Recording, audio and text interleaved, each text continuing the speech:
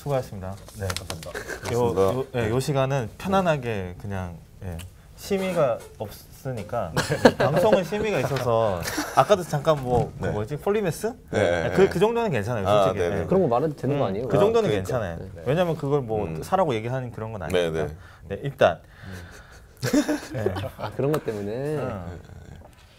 사라고 그러니까 했어요. 지금은 얘기해도 돼요. 지금 얘기해도 돼요. 지금 얘기하면 제가 재밌게 삐삐삐삐삐 이렇게 날리면 되니까. 잠깐 제가 좀 찾아봤는데 그 미국의 하버라는 회사에서 STO를 진행을 했더라고요. 이거는 부동산을 나눠 가진 한 거죠.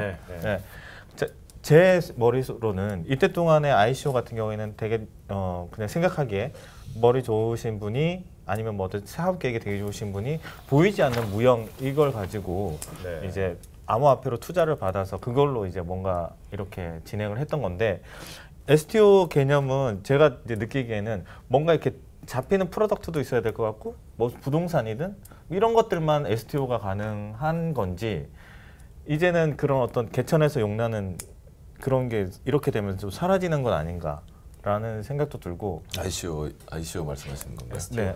STO가 되면 ICO가 사라지는 거 아닐까? 근데 아예 다르죠, 유형이. 그래요? 유형이 다르니까. 말씀하세요. 뭐 사실 아까 잠깐 설명드렸던 부분 중에 하나인데 그게 유틸리티와 그 에셋백 토큰이라고 해서 자산과 연계시키는 토큰이 이제 ICO 단계에서 유틸리티 토큰들이 이제 많이 나왔는데 페이먼트와 유틸리티가 많이 나왔는데 여기서 이제 스캠도 많이 발생을 하고 하다 보니 요게 가격을 매기는데 실체가 없어요. 그러니까 이게 가격을 측정하는 게 맞는지 틀린지 누구도 검증을 할 수가 없기 때문에 에셋백 토큰이라는 개념이 이제 스위스 피마에서 처음에 이제 그렇게 분류를 하면서 이게 가치가 있는 자산에다 연계시키면 적어도 그 정도 가치는 하지 않겠느냐 하는 개념에서 이제 처음에 시작이 된 거고요. 근데 거기서 그 에셋백 토큰이 이제 증권형 토큰으로 이제 계속 뭔가 이게 디벨롭이 된 거로 저는 보여지고요. 네, 그래서 사실 이제 유틸리티와 시큐리티가 각자의 역할을 할 거라고 이제 저는 개인적으로 그렇게 생각을 하고 있는데 유틸리티는 이 앱 안에서 그러니까 뭐 미래에 만들어질 거든 아니면 지금 현재 작동을 하고 있는 플랫폼이든 그 안에서 요거를 가지고 뭐 예를 들면 게임머니처럼 거래를 하거나 아니면 뭐 이거를 돈 주고 뭐 마켓플레이스에서 뭘 주고 사고 팔고 하는 그런 유형의 유틸리티 토큰이 뭐 페이먼트 역할을 그 안에서 하는 거긴 하지만 그런 형태의 토큰과 실제로 뭐 지분을 주고서 이제 거기에 대한 권리를 같이 준다라든지 이제 지분하고 이걸 패깅을 시켜가지고 그런 개념의 이제 시큐리티 토큰들이 있을 수 있는 거고요. 그래서 저는 아예 각계로 이제 갈라질 수 있다라고 생각을 합니다. 근데 그 뭐야 유틸리티 당연히 그런 유틸리티성을 갖고 있지만 그 뭐 아까 게임몬이라든지 여러 가지 측면에 사용하더라도 그 안에서 좀 배당이 나올 수가 있는 거. 예를 들어서 맞습니다. 뭐 엣질리스 같은 경우는 옛날에 막 옛날부터 그런 한 2017년 한 초중기에는 그런 식으로 막 더 줍니다 했던 토큰들이 많이 일단은 뭐 네오가스도 마찬가지고요. 그래서 그런 게 다 걸렸었던 거잖아요. 이게 너네들 이렇게 하면 증권이잖아 라는 식으로. 그래서 저는 그게 막 완전히 분리된다? 그러니까 완전히 당연히 분리되는 것도 있겠지만 같이 가는 것도 있을 텐데 그렇죠. 그러니까 그것도 저는 당연히 그 시큐리티 그 증권에 적용을 받아야 되는 건 맞지만 유틸리티적인 측면이 완전히 없어져서 배제되지는 않을 것 같아요. 저도 사실 그 부분은 이제 이게 지금 정의가 완벽하지가 않잖아요.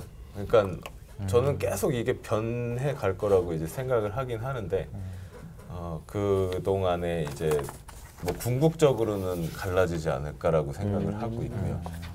근데 이제 ICO를 가지고 뭐 사업 자금을 초기에 100만 가지고 큰 규모의 자금을 조달했는데 아까 질문하신 거는 STO는 그런 게 안 되지 않겠냐라는 말씀이시잖아요. 근데 꼭 그런 건 아닌 것 같아요.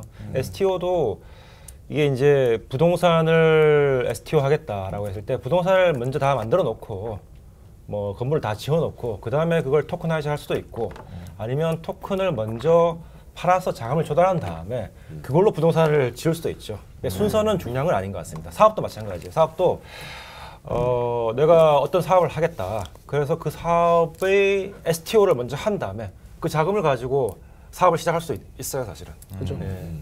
이제 다만 그렇게 하면 이제 뭐 아까 방송에서도 얘기했지만 기업들이 전통적인 방법, 증권법 하에서 자금을 조달하는 것과 어떤 차이가 있고 어떤 이점이 있느냐를 생각하게 되는데 그 기업이 사업 자금을 조달하기 위해서 STO를 한다. 그러면 증권법을 그대로 따라야 되잖아요.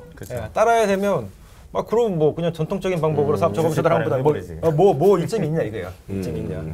그 이점이 있다는 거를 찾아내야지만이 이게 성공할 수 있다는 겁니다. 근데 그 이점에 대해서 또 잠깐 그냥 공부해 본 바로는 이게 블록체인에 올라가게 되면 이제 사기 이런 것들에 대한 맞습니다. 것들 제일 그런 걸 저지할 수 있는 방법 맞습니다. 예, 맞습니다. 그런 것들이 한 가지 이제 이점으로서 어떤 예가 될 수가 있겠죠. 맞습니다. 이점이라고 보면은 일단은 뭐 국경을 넘어갈 수 있는 그런 것도 있고 그런 측면에서 보자면은 그러니까 IPO는 결국에는 엄청 복잡하잖아요, 절차 자체가. 그리고 그런 것에 비하면은 일단은 아까 말씀하신 대로 스마트 컨트랙트를 사용한다든지 이미 표준화된 그런 툴들이 다 준비가 되어 있으니까 그런 측면에서는 쉬울 수가 있는 게 하나가 있는 거고 또 다른 이점으로 보자면은 일단은 이게 근데 좀 애매할 수도 있어요. 왜냐면은 투자자들, 그러니까 아주 근본적으로 봤을 때 이거 아까 저랑 잠깐 말씀 나누면서 그거는 언제나 그럴지 않을 수도 있다라고 말씀하셨었는데 이제 많은 사람들이 유동성적인 측면에서 그러니까 아까 방송 때는 얘기하고 있지만 코인원 리서치 센터에 가 말했었던 쪽에서 말했었던 게 결국 그 유동성을 증진시키기 위해서 하나 개당의 가치를 그러니까 예를 들어서 비트코인 같은 경우에는 1억분의 1개로까지 나눌 수가 있으니까 그런 식으로 쪼개서 토크나이즈가 됐을 경우에는 부가가치가 더 있지 않을까라고 생각을 하는 게 이제 일반적으로 STO에 대한 생각일 텐데 그래서 코인원 리서치에서는 그거를 좀 그것도 중요하지만 그게 전부가 아니다. 그것도 어느 정도 리스크를 생각을 해야 된다라고 하면서 이제 서브프라임 모기지 사태 때 걔네도 막 대출을 받고 이거를 표면적으로는 그게 리스크가 아닌 것처럼 보일 수가 있는 거잖아요.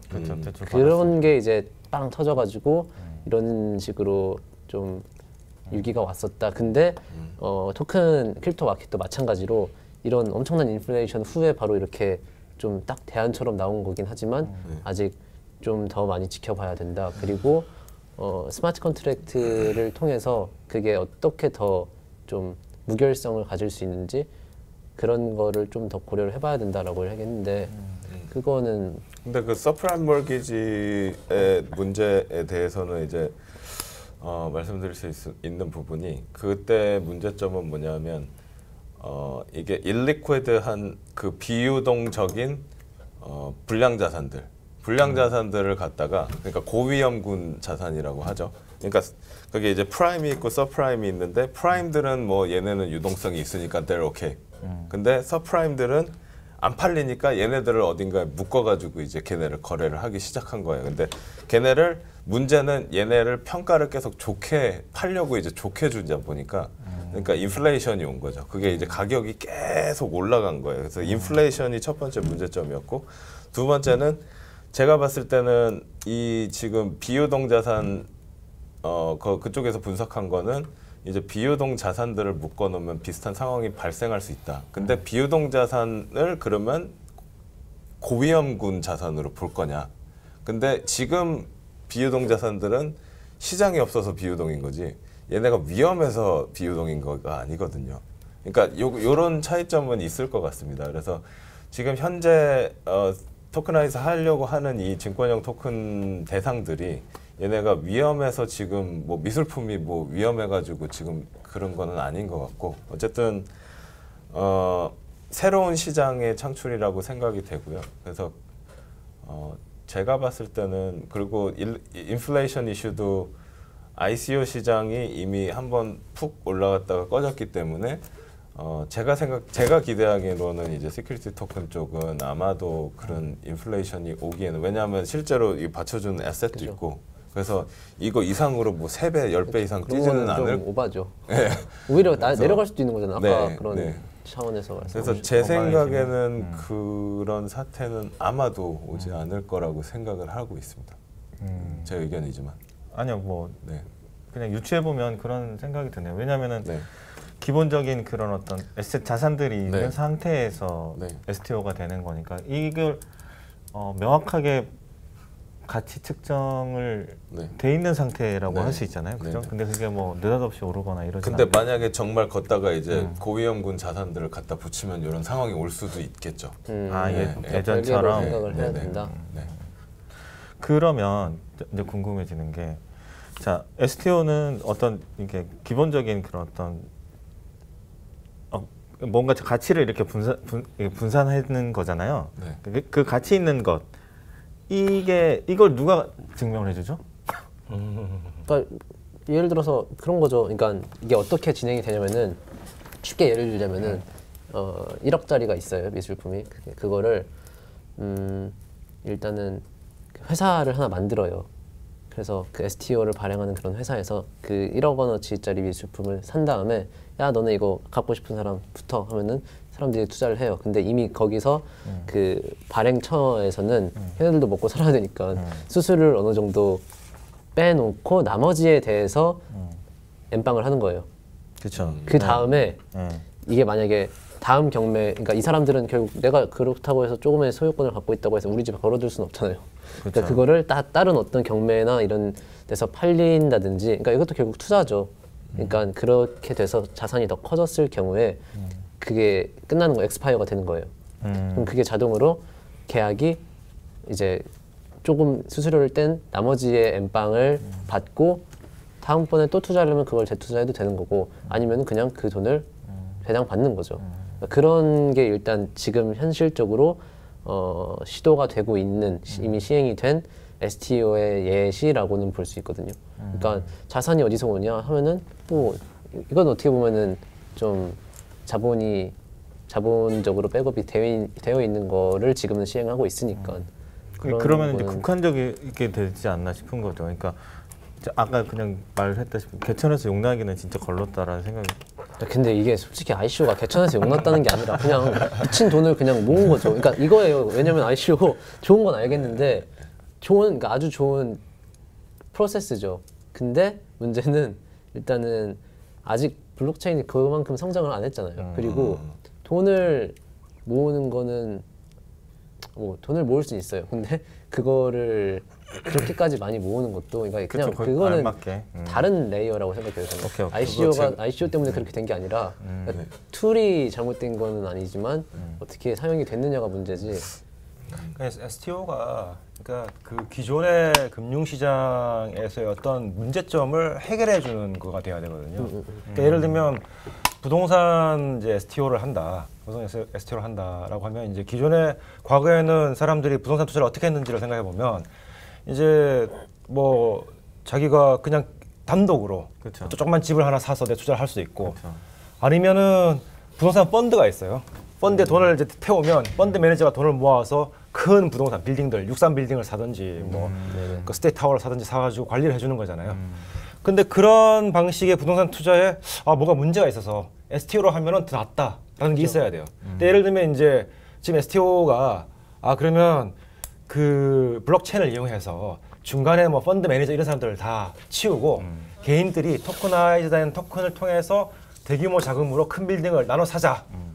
이런 게 이제 만약에 STO라면 예를 들면 63 빌딩 토큰을 발행하니까 나도 이제 63 빌딩의 지분 일부 취득할 수가 있고 그러면 이제 63 빌딩에서 나오는 뭐 임대료 수익도 배당도 받고 나중에 팔아서 뭐 차익도 실현할 수가 있다. 그걸 STO로 하자. 이러면 얼핏 들으면 이제 좋아 보이는데 사실 좀 그게 근본적인 문제가 있는 게 그 STO를 했을 때 그 토큰 가격 이게 토큰이 예를 들면 뭐 63 빌딩 100만 분의 1의 지분인데 이게 뭐 예를 1억이다 라고 하면 그 1억이 적당한 가격인지 내가 알 수가 없어요. 알 수가 없어요.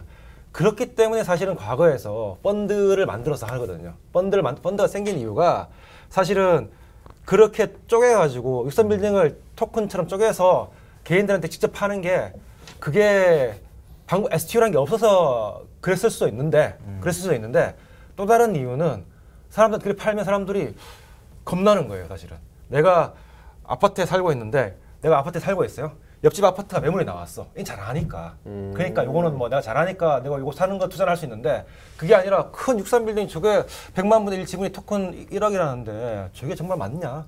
알 수가 없다고. 그러니까 그건 모르니까 그냥 펀드에서 한다고 하니까 펀드에 넣자. 이렇게 되는 거거든요.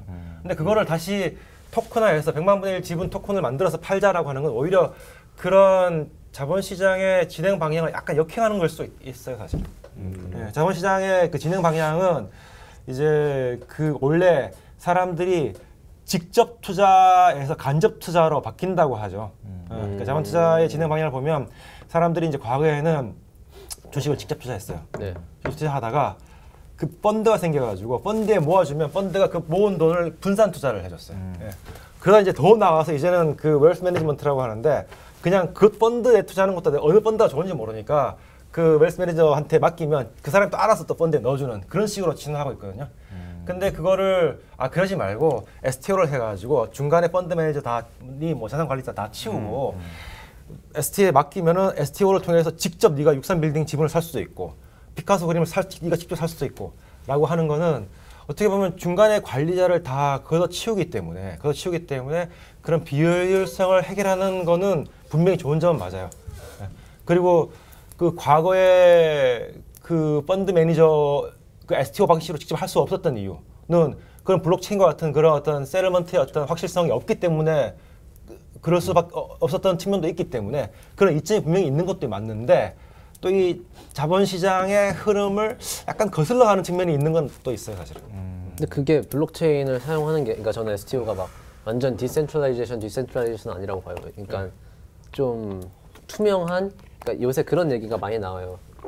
과연 블록체인이 어노니머스한 특성을 갖고 있는 게 맞느냐? 왜냐면은 어노니머스 하려면은 아예 모든 하나하나의 트랜잭션 자체도 다 좀 비공개가 돼야 되는 거고, 그러니까 지금 근데 그건 아니잖아요, 사실. 그래서 이게 막 그 세도니머스라고 해서 좀 필명의, 그러니까 익명은 아니지만 그러니까 필명을 쓰잖아요. 예를 들어 제가 막 스네이크라는 이름을 써서 하면은 저게 차승원인지는 모르지만 얘가 계속해서 그런 창작물을 내면은 이게 누군지는 대충 이 사람이 한 거구나라는 것처럼 그런 특징을 갖고 있는 거잖아요. 그러니까 결국 뭐 비트코인 위치리스트 보면은 1등 뭐 빅피넥스 홀드 월렛이다 이런 식으로 트래킹이 다 가능하니까 그러니까 그런 측면에서 봤을 때 그래서 그거를 이제 기업 단에서 쓰기 위해서 좀 더 프라이버시를 강화하자는 움직임도 나오는데 그런 측면에서 보면은 STO는 완전히 중간 미들맨을 다 없앤다고는 보지 않아요. 저는 센트럴라이즈 됐지만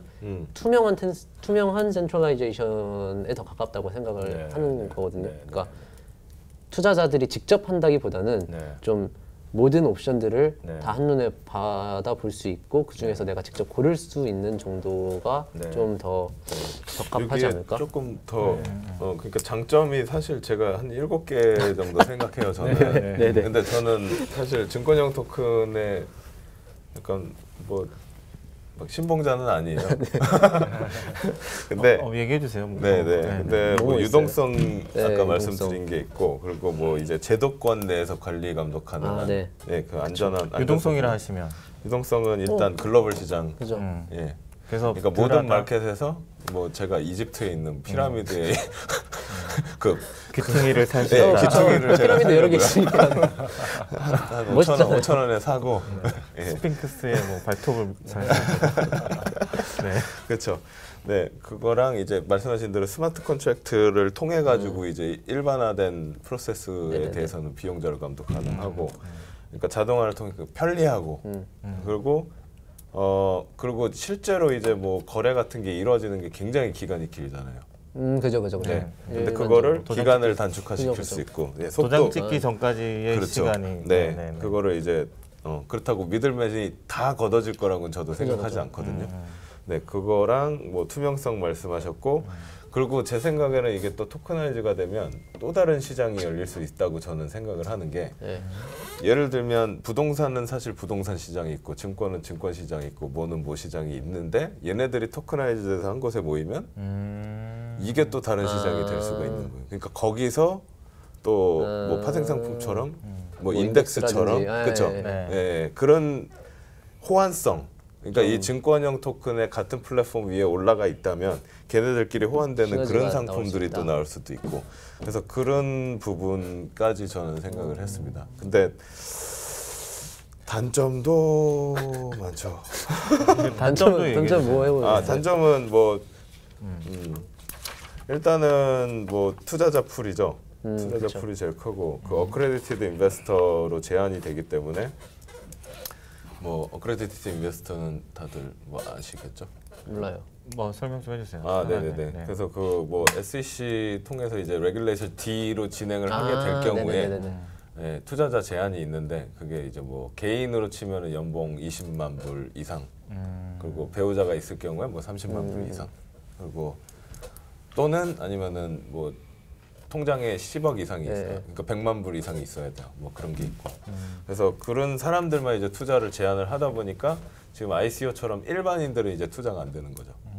그래서 지금 미국 얘기인 거죠. 네, SEC. 그게 막 레그 D 그런 거. 네, 렉디인데 그러면 렉디 말고 이제 그 뭐 여기 법 변호사님 앞에서 말씀드리기 조금 그런데 어쨌든 많죠 뭐. 네네네. 그래서 뭐 피해갈 수 있는 방법도 있긴 해요. 그러면 이제 펀딩에 제한이 있고 뭐 그런 여러 가지 부분들이 있어갖고 어쨌든 풀이 굉장히 작아지는 거. 그래서 ICO처럼 너도 나도 막 투자할 수 있는 장은 안 될 것 같다. 그 정도의 이 막 붐이 올 것 같지는 않다는 이유가 이런 것도 있고 그리고 뭐 분할 소유 락업 기간도 기본적으로 들어가기 때문에 유동성에 그것도 한계가 되고 한 2년 된다. 그걸 단점으로 볼 수 있을까요? 저는 장점으로도 봐야 이게 사실 장점이 될 수도 있고 단점이 될 수도 있을 것 같은데 합의하기에 따라서 그거는 좀 그 게임 이론적인 측면이라든지 그런 수학적으로 잘 만들어야겠죠 그런 부분을. 그렇죠. 그게 가격 측면에서 봤을 때는 플러스가 될 수 있는데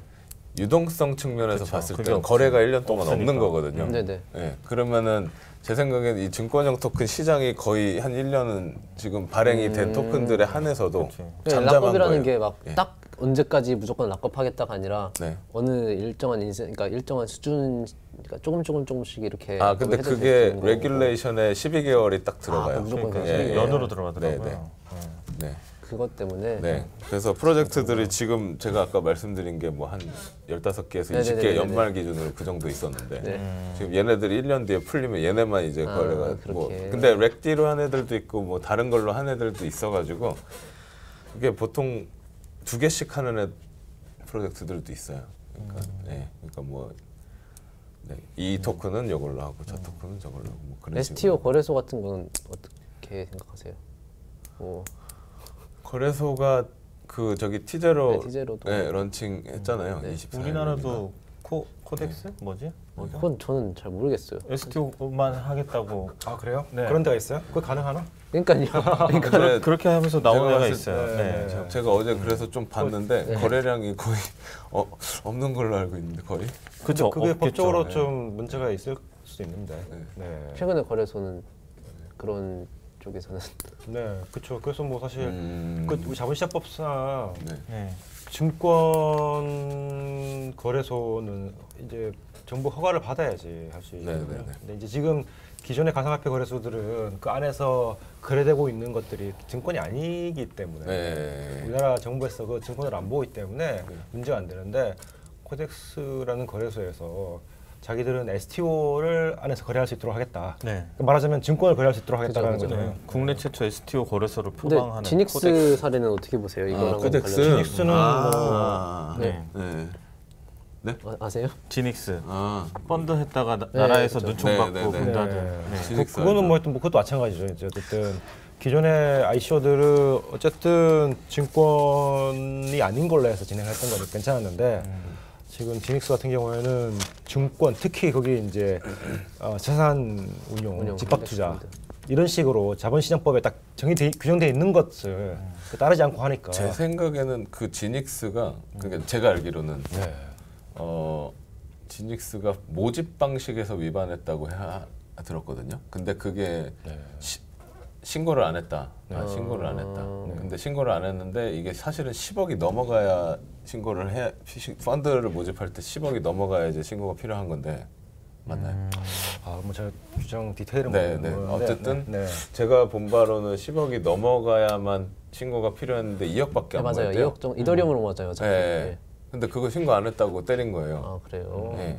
그래서 저는 그럼 왜 그 다시 항소를 안 했냐고 그랬는데 항소를 했나? 아무튼 철회했다고 어차피. 예.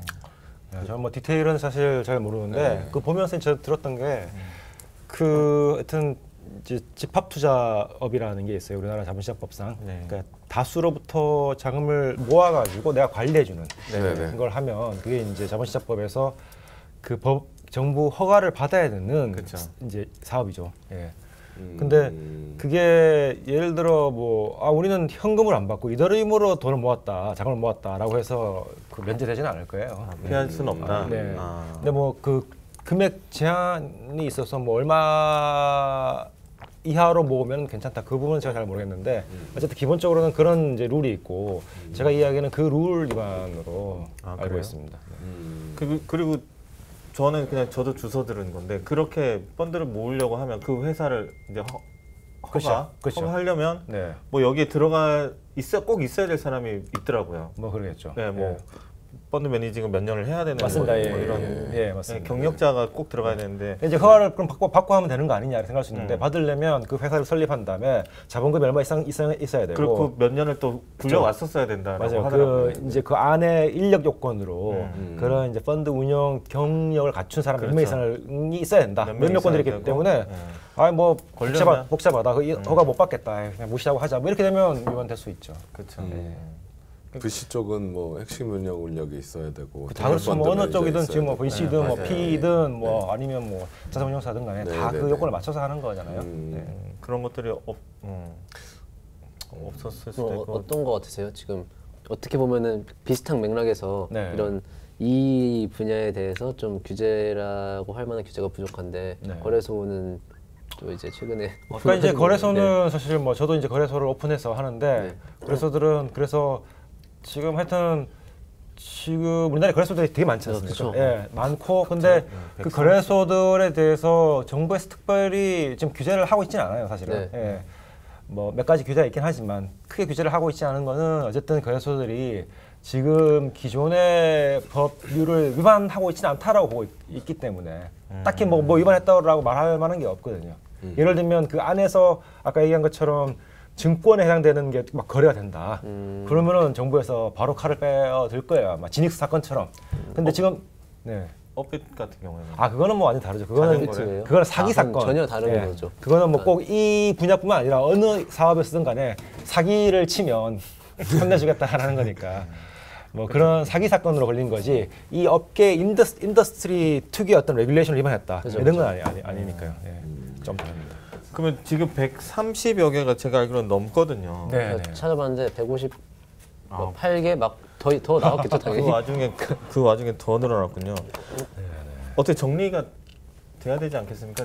저희 입장에서요. 저는 거래소를 이제 운영하는 사람 입장에서는 너무 많으면 항상 구조조정이 되게 되죠. 그래서 지금 벌써 그런 움직임들이 좀 있다고 들었고 저희도 이제 기회 되면 좀 다른 중소 거래소들 좀 인수해가지고 재확장하는데 좀 그렇죠. 이제 살 길은 M&A 같은 방법밖에 없을 것 같기도 하고.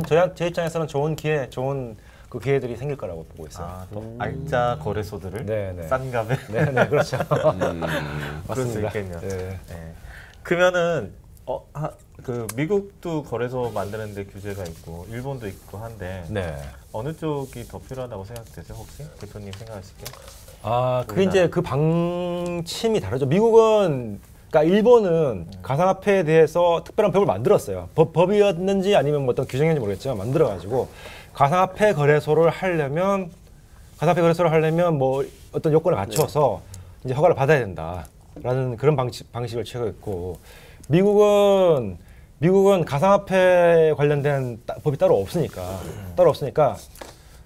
그 가상화폐 중에서 미국 법상 증권에 해당되는 가상화폐를 거래할 수 있는 거래소를 만들려면 그 미국 법에 따른 그 미국에도 이제 증권 거래소에 대한 규정이 있으니까 그걸 따라서 만들어야 한다 이런 거거든요. 근데 이제 미국의 그 기존에 뭐 비트코인이나 이더리움을 거래하는 거래소들 있지 않습니까? 네네. 미국의 대형 거래소들. 네네. 그런 경우에는 미국 비트코인, 이더리움은 미국 법상으로도 증권은 아니라고 미국에서 그러니까. 보고 있어요. 그러니까 걔네들은 이제 그런 거래소 가면 그 알트코인이 많지 않고 메이저들만 있죠. 그게 왜냐하면 그것들은 확실히 증권이 아니라는 걸 알고 있기 때문에 그거 거래해서 만드는 거는 아무런 제한이 없어요, 미국에서도. 우리나라처럼. 그러니까 근데 예, 알트코인들, 증권에 해당될 수 있는 알트코인들 또는 STO를 거래할 수 있는 거래소를 만들려면 이제 미국 법에 따라야 되고 ATS라는 게 나오는 이유가 ATS는 미국 법상 이제 ATS는 그런 증권들도 거래할 수 있는 시스템이기 때문에 ATS라는 라이선스를 따서 그런 알트코인들 또는 STO를 거래하게 하겠다라는 그런 이제 시도인 거죠. 예. 그래서 미국은 어쨌든 가상화폐 거래소에 대한 별도의 규제가 있는 건 아니고 그냥 미국 증권법 규제를 그냥 따라가는 거고 일본은 이제 별도의 규제를 만드는 건데 모르겠어요. 어느 게 더 뭐 우리 이제 업계에 있는 사람 입장에서 볼 때 어느 게 더 좋을지는 일본 쪽이 전 훨씬 나은 것 같아요. 그렇죠. 그러니까 왜냐면은 결국 그 두 개의 큰 차이가 일단은 미국 같은 경우에는 이미 있던 거 위에 우리가 맞춰가겠다는 거고 그렇죠. 일본은 그냥 이걸 새로 하나 팔아 그런 식으로 가는 입장인 만큼 그러니까 그것도 일본도 엄청 빡세더라고요. 그게 지금 16개 라이센스 받은 거래소 외에 그게 지들끼리 나름 협회를 만들었는데 그 협회에 들어왔는데 이제 레이어가 달라요. 그러니까 이거를 받기 위해서 펜딩 중인, 대기 중인 그런 거래소들이 그 하위 레벨로 들어가 있고 그 16개는 엄청 비싸요. 그러니까 그 일단 라이센스 자격 요건 중에 이제 뭐 30억 이상 이렇게 자본금이 있어야 되는 건데 그러니까 시세만 보면은 일단 최소한 그 이상으로 라이센스 따는 데만 해도 그렇게 이름만 걸고도 그렇게 비싸니까 일본에서도 막 대기업들 많이 들어오고 있는 거 보니까 우리나라도 그런 식으로 좀 어느 정도 적지 않은 어느 정도 꽤 진입 장벽이 있는 식으로 규제를 만들면은 오히려 좀 대형 뭐 대기업이라든지 큰 쪽에서도 많이 관심을 갖지 않을까라고 저는 생각을 하거든요. 그러니까 글로벌리 이제 시간 네, 아니요, 쭉 하시면 돼요. 이거는 끝이 없습니다. 아 그래요? 아, 그래요? 그러니까 이제 그 가상화폐에 대한 규제는 이제 보면 전 세계적으로 사실은 그 증권법이 없는 나라는 없어요. 다 있어요. 그렇죠. 예, 다 있어요. 그래서 그러면 그 기존에 있는 증권법을 가지고 가상화폐도 뭐 STO에 대해서 증권에 해당되면 증권법 적용하고 해당하지 않으면 적용 안 하고 그러면 되는 건데 미국처럼 그렇죠. 굳이 왜 법을 또 왜 만들까 그런 생각해 볼 수 있거든요. 근데 이제 제가 바라는 거는 그 전 세계적으로 각 나라들이 이 블록체인 가상화폐의 어떤 그 효용성이 있다. 기존의 시스템이 주지 않는 뭔가의 어떤 이점이 있기 때문에 기존의 증권법을 그대로 적용하면 이게 너무 부담이 된다. 좀 풀어주자라는 차원에서 법을 만드는 거면 그런 방향의 움직임일 거라고 저는 보고 있어요. 예. 그러지 않으면 이게 풀어주는 게 아니면 기존에 엄격한 증권법으로 그냥 규제하면 되고 미국처럼 그렇게 하면 되기 때문에 새로 법을 만드는 거는 예를 들면 가상화폐 뭐 블록체인에 대해서는 이게 기존 법에 따랐을 때 증권이지만 증권법의 적용을 배제하고 새로 만든 가상화폐법에 따라서 이렇게 하면 하게 해주겠다. 이런 식의 이제 법이 나오면 사실은 STO도 더 활성화될 수 있고 가상화폐 사회 이쪽 인더스트리가 더 커질 수가 있겠죠. 근데 솔직히 저는 STO 처음에 들었을 때요, 참 그러니까 하다 안 되니까 맞아요. 그러니까 지금은 저는 그게 맞던 거예요. 왜냐면 블록체인이 그럴 만한 퍼포먼스가 아니거든요. 내가 하여튼 또 머리 좋은 놈이 또 하나 팔아먹으려고 또 방법을 하나 고안해냈구나. 저는 이 생각으로 맞아요. 접근을 했거든요. 근데 뭐 나중에 아직까지 그거에 대해서 막 크게 막 달라진 건 없긴 한데 뭐 이게 또 새로운 뭐 어떤 장을 열어줄 수 있고 뭐 여기에 일단 사람들이 와야지 여기서 구경을 해가지고 이게 좋다 나쁘다 많은 사람들이 느껴보았으면 좋겠어요. 지금은 나라에서 워낙에 이렇게 막고 있으니까. 그래서 어떤 방법으로든 많은 분들이 와서 뭐 좀 느껴보고 이건 아니다. 좀 보편화가 됐으면 하는 마음에서 뭐 이런 방법도 있으면 저는 상관이 없을 거라는 생각이 들기는 합니다. 지금 우리나라 아까 STO 그러니까 STO는 아직 멀었죠? 정확하게 좀 정착이 되려면 미국에서 뭐 열 몇 개를 뭐 하는 게 있다고 하는데 이게 그러니까 뭐 될까요? 제 생각에는 이제 두 가지인데 하나는 우리나라 증권법은 미국만큼 엄격하지는 않기 때문에 미국에서는 STO에 해당되더라도 우리나라에서는 증권에 해당 안 될 수 있는 룸이 있어요. 또 그런 공간이 있구나. 예를 들면 아까 말씀드린 미술품 그거는 지금 로펌에서 증권에 해당되지 않는다라는 의견을 받고 진행하거든요. 그렇게 일단 좀 이렇게 약간 리치마켓을 뚫어볼 수가 있고, 두 번째는 이제 미국처럼 미국의 뭐 레귤레이션 D 이런 것 있듯이 우리나라도 뭐 비슷한 게 있거든요, 사실은. 소액 공무원이 뭐 크라우드 펀딩이 있으니까 그거 맞춰서 이제 진행을 하는 방법인데, 그거는 이제 뭐 아까 얘기 나왔지만 금융 그 규정 그대로 해서 내도 그 금감원에서 받아줄 수 없다, 가지고 돌아가시라 이렇게 이제 할까봐 심의를 안 해주는 거죠. 심의 그렇죠. 거부. 아니면 뭐 받아놓고 그냥 깔고 앉아 있는 거죠. 기다려 보라고 검사하고 있다고. 아이고 이거 나 심사지연. 좋은 방법이네요. 최근에 엄청 개인적으로 웃기다고 생각한 글을 본 적이 있는데, 이제 STO에 관련해서 기는 놈은 STO에 투자를 하려는 사람, 뛰는 놈은 STO를 발행하는 사람, 나는 놈은 STO 그런 걸 심사하고 막 어드바이저 해주는 사람인데 특징은 셋 다 아무것도 모르는. 그거 어느 정도 공감이 많이 되더라고요. 그러네요. 아직 뭐 네. 뭐가 나온 것도 없는데 그걸 중요한 막 건 이렇게 그건 하는 것 거는 같아요. 저는 제가 사실은 작년 말부터 이제 증권형 토큰 플랫폼 쪽으로 이제 좀 네네. 생각을 많이 했었는데 약간 하려다 보니까 이제 뭐 저도 해본 게 없는 거죠. 그러니까 그죠. 저도 처음. 해본 적이 없는데 내가 무슨 플랫폼을 만들까. 그래서 사실은 국내에서 뭐 증권형 토큰 플랫폼 어쩌고 저쩌고 하는 게 저는 좀 부정적이에요.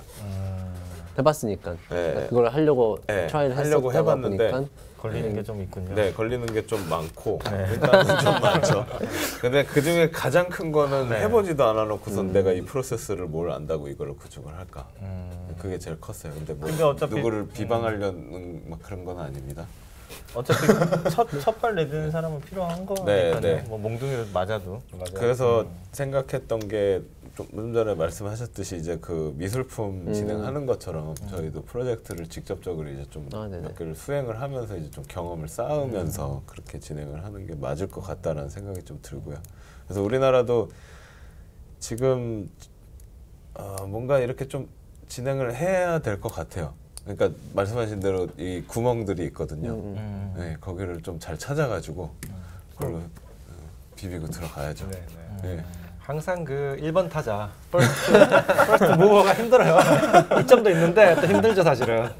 그럼 이제 다른 사람들은 딱 지켜보고 있다가 하는 거 보고 잽싸게 따라가면 되니까. 그래서 1번 타자는 발 빠른 사람으로 쓰죠. 1번 타자가 매 맞고 문 닫거나 정말 잘 되거나 그런 시도가 많으면 많아질수록 그냥 뭐 ETF랑 비슷한 맥락에서 안 되고 하니까 보완해서 결국에는 그 확률 자체는 점점 더 올라갈 거다. 왜냐면은 감독하는 기관에서 왜 안 되는지 어느 정도 이유에 대해서는 얘기를 할 거 아니에요. 계속 그거를 윙클보스 정말 대단하신 분들 17년 3월 4월에 그걸 했었으니까 계속 열심히 하고 계셔갖고 그러니까 뭐 아까 감독원에서 심사를 안 봐준다. 그것도 뭐 처음에 한두 팀에서 그럴 때는 안 봐주는데 막 떼거지로 몰려와서 문을 두드리면 계속 안 봐줄 수 없을 거 아니에요, 거기서도. 뭐 그럴 수 있죠. 유저를 늘려라는 것도 좋겠네요. 근데 미국이 투자 시장이 워낙 커지고 있어가지고 여기 암호화폐 쪽이요? 아니요, STO 쪽이. STO 쪽이 좀 커지고 있구나. 네. 그래서 미국하고 영국 뭐 그리고 세계적으로 거래소도 계속 나오고 있고.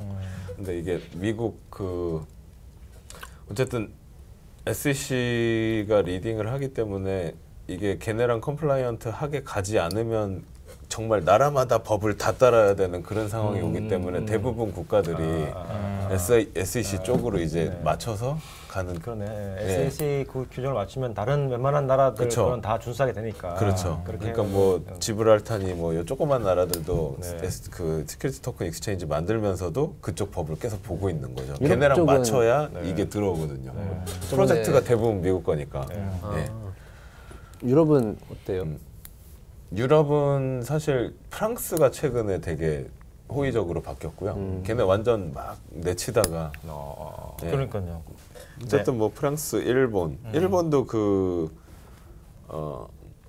저기 수익 배분을 할 수 있는 토큰을 따로 분류를 해버려갖고 그게 증권형 토큰이에요. 그러니까 그런 거는 사실은 좋은 거예요. 왜냐하면 이제 그게 일본도 우리나라처럼 자본시장법이 있는데 증권법이 있는데 증권법에 제가 이야기에 그게 말이 되려면 기존 증권법은 면제일 테니까 이것만 따라라 해야 면제가 되는 거지. 말이 되잖아요. 이거 다 지키고 이것도 추가로 하라라고 하면 이게 뭐 법을 만들 이유가 없어요. 그냥 이게 훨씬 더 엄격할 테니까 기존 증권법이. 그냥 이거 따라라고 하면 되는데 이렇게 해주는 거는 요 증권형 토큰은 기존 자본시장법에 증권 관련된 건 내가 면제 줄 테니까 이 정도만 따라라고 하는 거니까 그런 건 좋은 거예요. 그렇죠.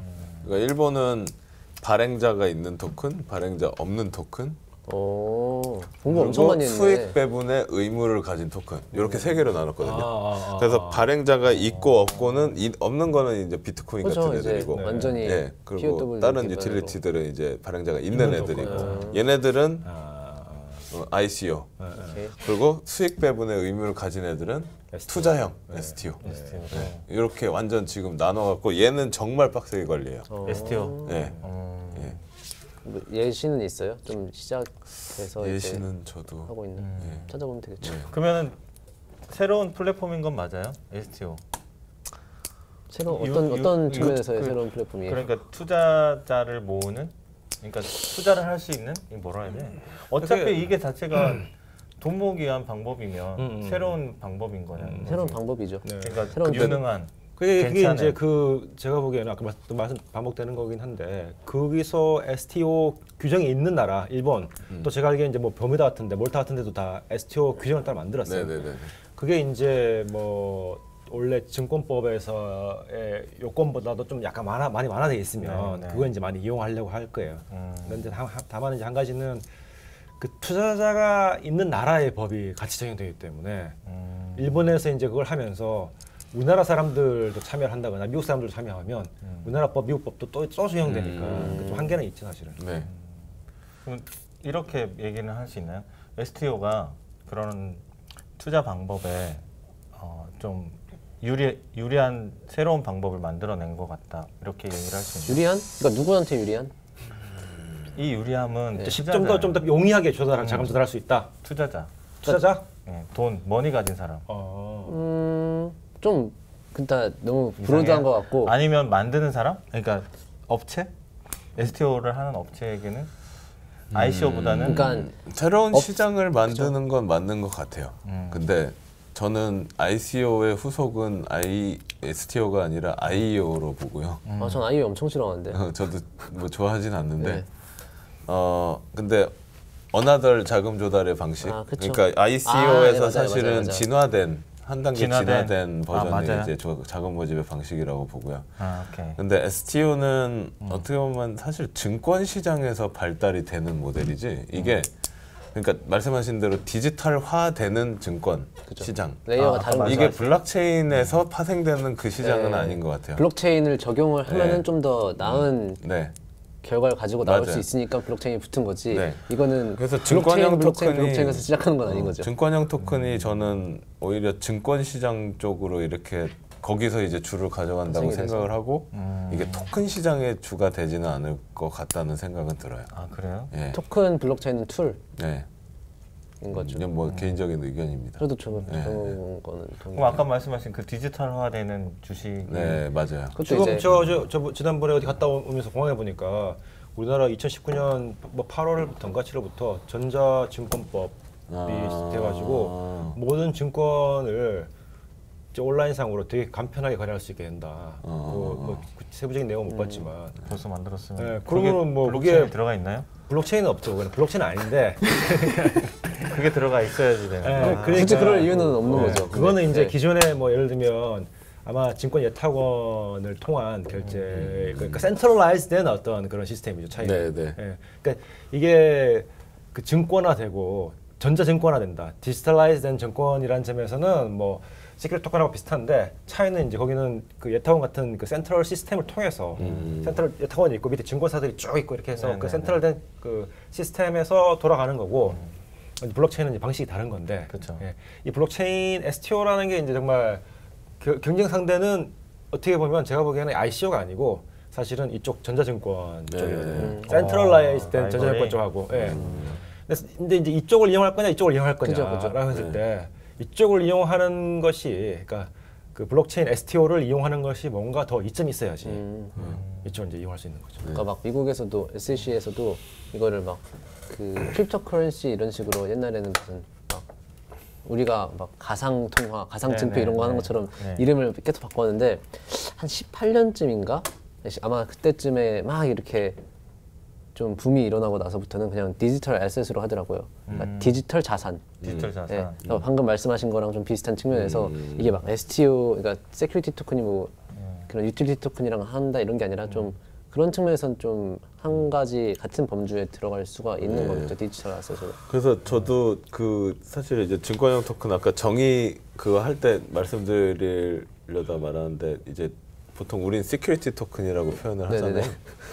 근데 해외에 나가가지고 얘기해보면 디지털 시큐리티라고 그렇죠. 얘기를 해요. 아, 디지털 시큐리티. 그래서 저도 오히려 그 표현이 더 맞는 거. 토큰이 아니라 이건 디지털화된 시큐리티라고 생각을 하기 때문에. 예. 그렇구나. 아 진짜 이게 나날이 힘들어요. 공부하려면. 저는 방송하는 입장으로 모르면 또 실수할까봐 공부를 하긴 하는데 그래도 부족한 게 너무 많은 거죠. 근데 이렇게 이제 좀 전문적인 지식을 가지고 계신 분들이 여기에 와서 이렇게 공부를 하시는 거랑 이게 내공의 깊이가 달라서 항상 가슴 아픕니다.